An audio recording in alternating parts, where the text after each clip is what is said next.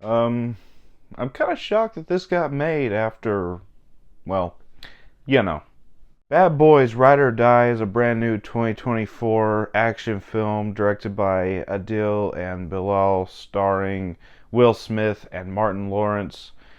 And back in 2020, we were given probably the most shockingly best movie in this franchise. I, like everybody else, was a little skeptical of it with Michael Bay not returning and it being years and years later after the second movie, but I loved it. It was probably my favorite in the franchise.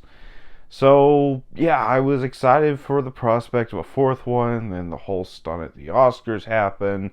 Will Smith's career started to tank rapidly after that. I'm not here to give my 2 cents on that. I'm just here to talk about this movie that I'm glad actually did get made. So let's go ahead and start this review off with the good. And there's quite a few things to love here. First of all, Will Smith and Martin Lawrence both still have it as these characters. They are fantastic. I love their banter back and forth, their camaraderie. They're just fantastic. They've always worked well together, and this is no exception. They still work very well together. They're both giving it their all with their performances. I really liked Armando in this movie. I like the character development he gets after the third movie. He's got fantastic chemistry with Will Smith. I love their scenes together. And then you have Joe Pantoliano coming back as the captain, and he actually died in the last movie, but I like the fact that they still brought this character in through flashbacks and through video recordings. I thought that he was really great, and in the past movies, he was more just kind of the comic relief of the movies, but they actually flesh out his character post mortem, but still, they flesh out his character quite a bit, and I really enjoyed it. And another thing with the characters, I will just say, is Reggie in this movie gets his time to shine. If you've seen the movie, you know exactly what I'm talking about, but I love Reggie in this movie. Um, I hope he's in the fifth one if they do make a fifth one. But regardless, aside from the characters, you get a pretty good story. You get these characters Will Smith and Martin Lawrence are playing. The captain is accused of being corrupt, so they go on a mission to try and clear his name and end up becoming fugitives themselves. They try to clear their name. If you've seen the trailer, you know that's the basic premise of it.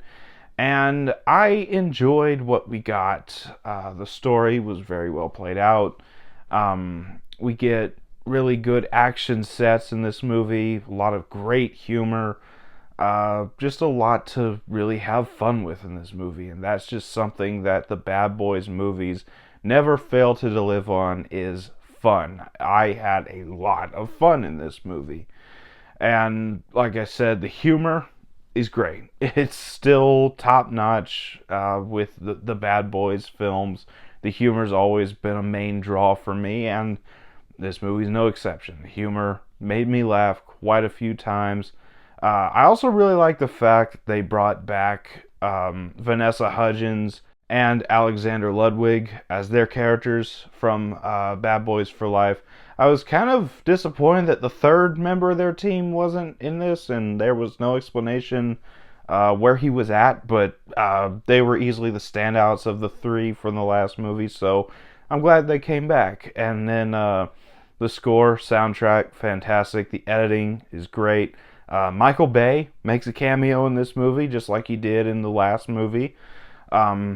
Really great that they brought him in for a cameo, especially since he's the one who created this franchise.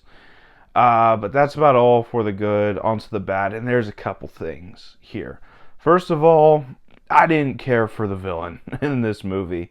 That's probably just because coming off of the last movie that had the best villain in the franchise, I thought the villain was a little basic and kind of weak here. Um, Both of them.